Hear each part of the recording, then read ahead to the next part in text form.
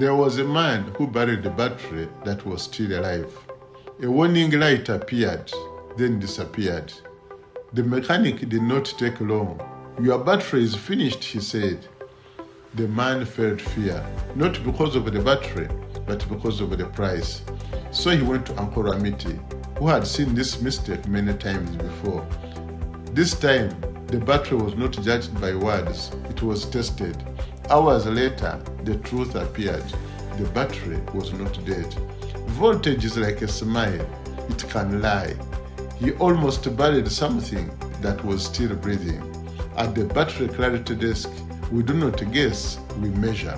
Before you replace your battery, get a second opinion.